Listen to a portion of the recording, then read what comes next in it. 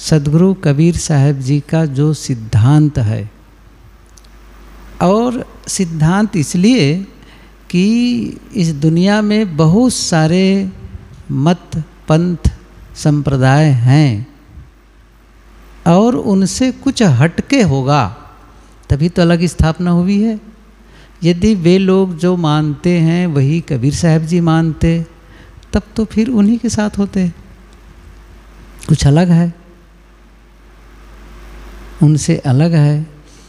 अब इन सब चीज़ों को ज़्यादा जानना हो तो गुरुदेव जी की कई पुस्तकें हैं, जैसे पारक सिद्धांत एक पुस्तक ही है, जो कबीर दर्शन का 3रा अध्याय है। कबीर जीवनी में भी बातें आई हैं और कबीर दर्शन में तो सारी बातें है ही हैं। बीजक व्याख्या में तो कबीर साहब के विचारों के साथ साथ अन्य शास्त्रों के बारे में भी विस्तृत वर्णन है, जिसकी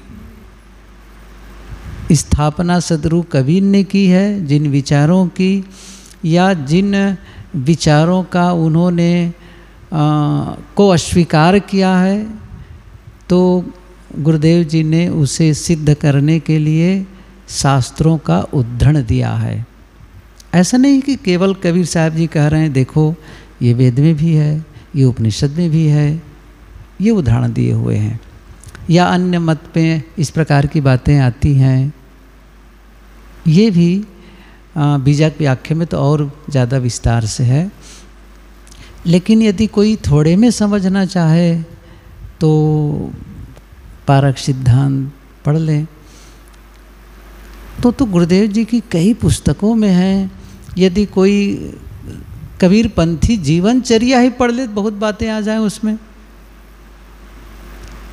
अब हम में से जितने बैठे हैं खोल के सब लोग देखे कि नहीं देखे हैं ये अलग विषय है, तो पढ़ें से पता चले। अब एकदम से नए लोगों के लिए तो भाई उन लोगों के दूसरा अभी तैयारी चल रही है, इसलिए बहुत सारी बातें तो नहीं पता है उन लोगों को। और बहुत सी बातें हैं, देवी देवताओं के विषय में पूछेंगे, और अब जब बातें आएंगी तो फिर बहुत सारी आएंगी। तो इस प्रकार के प्रश्न हो सकते हैं, तो उसकी तैयारी भी होनी चाहिए कि भाई हमें ये बोध हो कि कबीर साहब के सिद्धांत के विषय में हम कुछ बता सकें। तो कैसे बताएंगे? किसी ने कहा आप बहुत थोड़े में कबीर साहब के सिद्धांत के बारे में बताइए, तो क्या कहेंगे?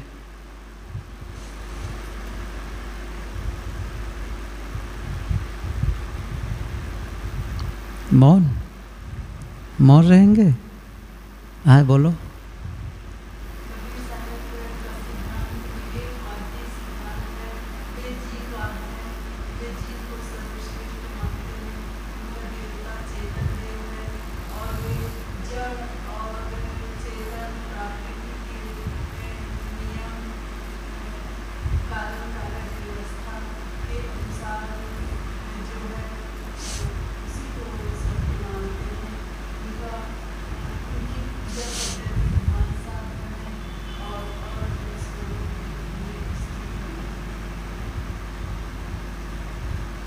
बढ़िया, बहुत बढ़िया है। और कोई?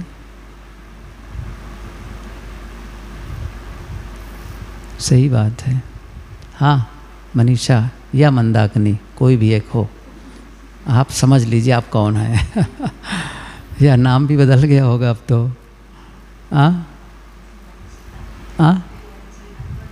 वंशिका। तो वंशिका जी आप बताएं कबीर साहब जी के सिद्धांत के विषय में, जैसा अभी आप सुन रही थी, तो आपका क्या विचार है? अच्छा आप लोग कहेंगे कि मत पूछिए, बोलते जाइए, तो मैं बोल भी दूंगा, मुझे क्या है, आप चाहे जैसे बोलो बोल दूं, ऐसे बोलते चले जाऊं एक और से?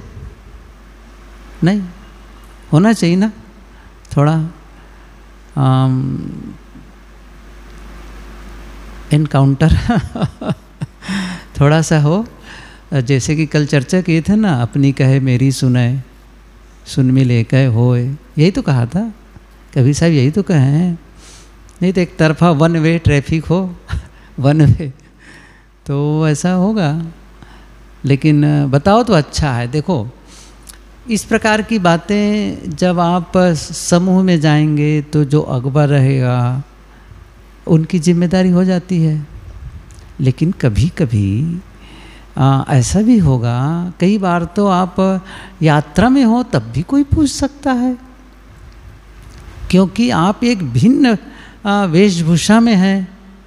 जो दुनिया के लोग जिस प्रकार के वेशभूषा हैं उससे भिन्न है, ऐसा भी पूछ सकते हैं। अच्छा आप लोग सफ़ेद कपड़ा क्यों पहने हैं,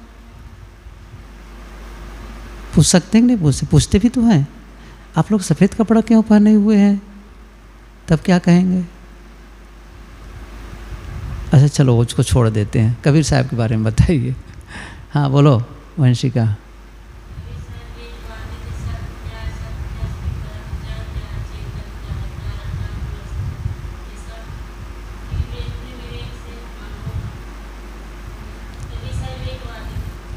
ये विवेक का क्या मतलब निकलता है, विवेकवादी का क्या कहना चाहते हैं? हम तो नहीं समझते विवेकवादी क्या होता है।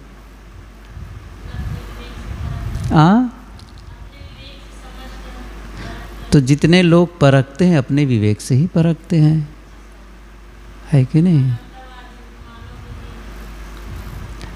बढ़िया, हाँ ठीक तो है। हाँ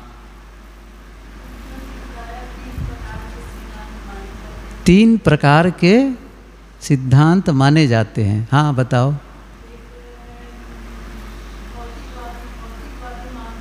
कबीर साहब के बारे में बताओ। हाँ ठीक है, अच्छा उसको बता करके बताओगी। हाँ बताओ बताओ, ठीक है चलेगा। हाँ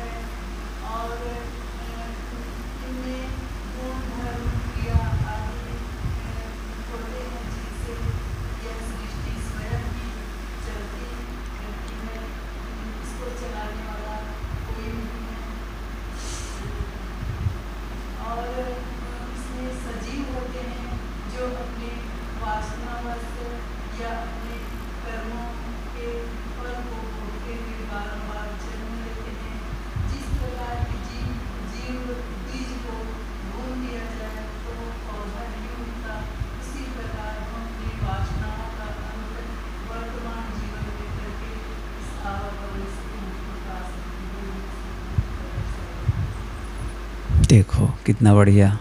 हाँ सही बात है। हाँ बताओ वसुधा, बोल थोड़े में। कोई पूछ दे कबीर साहब के बारे में बताओ, उनके सिद्धांत के विषय में, तो हम कैसे बताएंगे?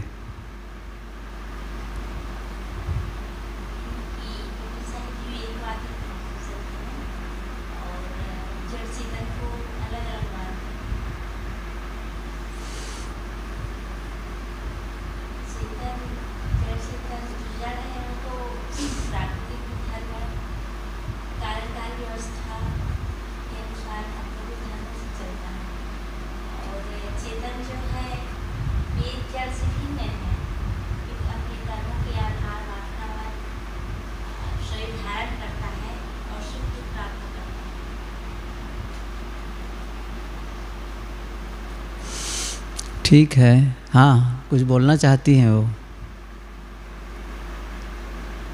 उनको कह रहा हूँ।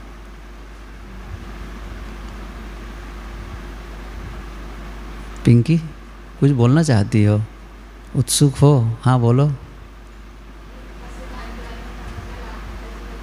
जी, सिद्धांत के बारे में बोलना चाहती थी। हाँ तो बोलो ना, हम लोग तो रोक ही नहीं रहे हैं।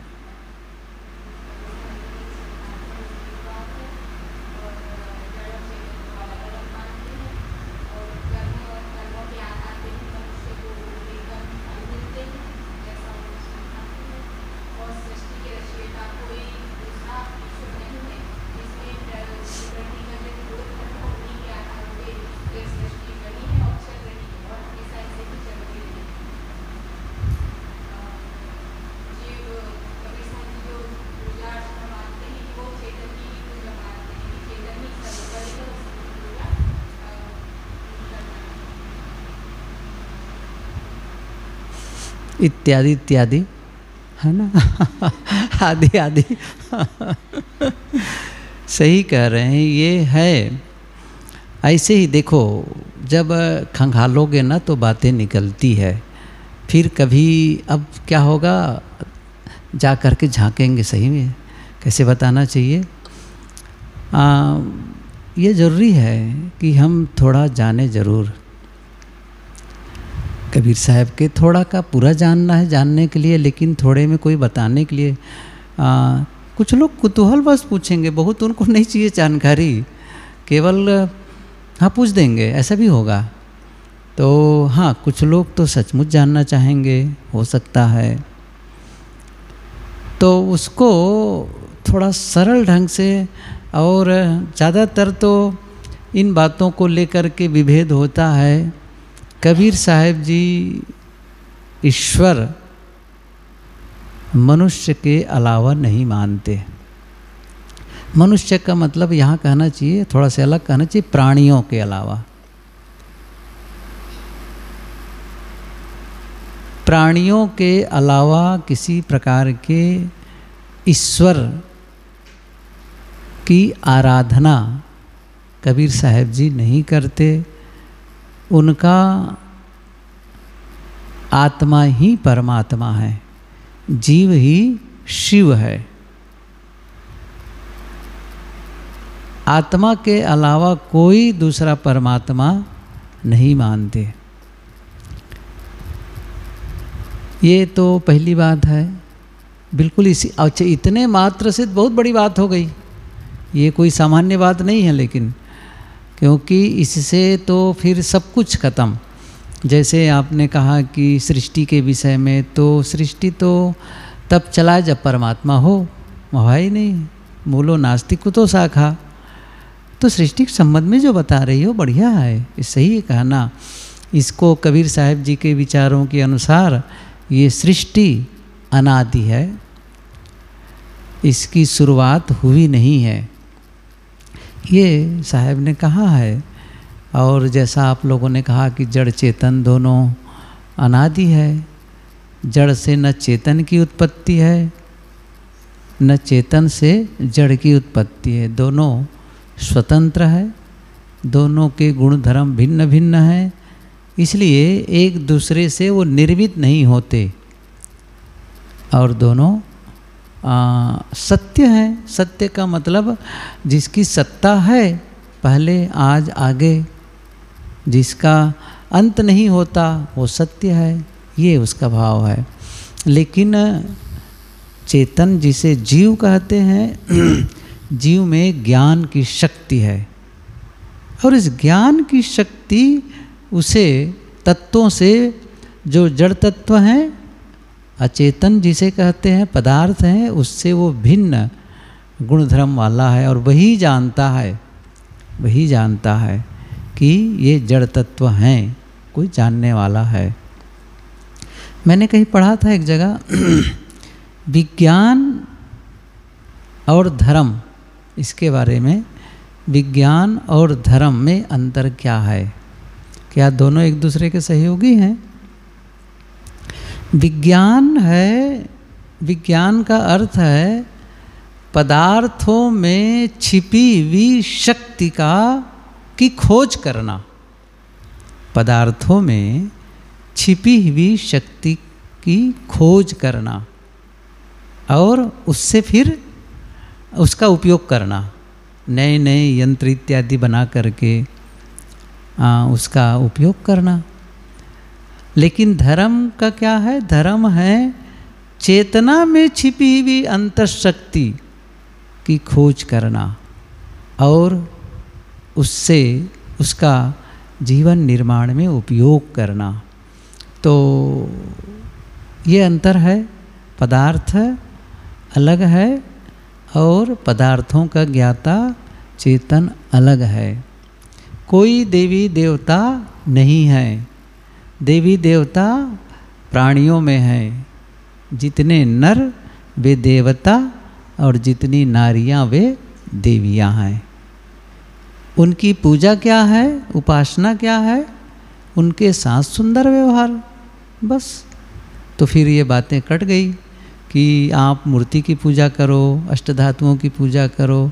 इसीलिए कबीर साहब जी के सिद्धांत में जड़ मूर्तियों की पूजा की परंपरा नहीं है।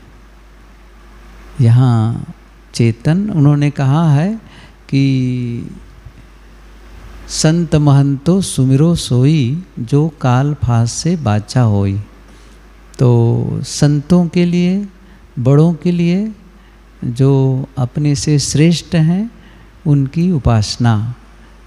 वैसे तो सद्गुरु उपासना, संत उपासना, ये उनका है, उपासना पद्धति है, साधना है। ये एक मोटी बातें। फिर और भी बातें जब आएंगी तो बहुत सारे जो अंधविश्वास है, भ्रम है, ये सब भी नहीं है उनके में। देवी देवता जब नहीं है तो उनको मना करके अपने लिए कुछ इच्छा करना, चाहना, तो वो भी नहीं है फिर तो। और होता क्या है, जब अलग से देवी देवताओं की स्थापना होती है और फिर उनकी पूजा करके उनसे लाभ पाने के लिए प्रयत्न होता है। यहाँ तो है नहीं है। कर्म सिद्धांत है। कर्म जैसा करते हैं उसका फल हमें मिलता है। पवित्र कर्म करने से जीव का कल्याण होगा, अपवित्र कर्म करने से दुख होगा। ये एक सामान्य सी बातें हैं। यदि इन बातों को समझें तो फिर सहज रूप से हम कबीर साहब के बारे में फिर इन्हीं से और विस्तार होगा, बहुत सारी बातें आएंगी। तो ये मोटा मोटी यहीं से शुरू होता है, जो जड़ चेतन की बात कह रही हो और सृष्टि अनादि के संबंध में चर्चा हो रही है। ईश्वर की सत्ता अलग से मानने की ज़रूरत नहीं है, देवी देवता नहीं है। और फिर मानवतावादी जो कहा गया, ये भी सच है कि भाई मनुष्य मनुष्य में भेद नहीं है, सब मनुष्य बराबर हैं, कर्मों से भिन्न होते हैं और जन्म से सब बराबर हैं। कर्मों के आधार पर उनमें अंतर पड़ता है। इसलिए यहाँ छुआछूत की भी भावना नहीं है और ऊंच नीच का भाव नहीं है। ये है। तो इस प्रकार की कुछ बातें हैं जिसे आप संक्षिप्तम कह सकते हैं। अब तो फिर जब कभी इस पर स्पेशली उसी पर बोलना होगा तब तो फिर उसके हिसाब से आप तैयारी करके आएंगे, है ना, उसके हिसाब से। लेकिन एक सिद्धांत जो समझ सकते हैं वो ये है, यदि इतने का बोध हो जाए तो फिर भटकने के चांस नहीं रहते हैं। नहीं तो फिर जिस कोई आया वो भटका दिया, नहीं हमारे यहाँ आओ, फिर वो चमत्कार, इस ही जब ये बोध होता है तो अपने आप सारे चमत्कार खत्म हो जाते हैं। चमत्कारों का आधार खत्म हो जाता है। लोकांतर के बारे में जो कल्पना होती सब खत्म, स्वर्ग नरक सब खत्म होगा फिर इतने से। बहरहाल ये बातें तो बहुत अधिक है।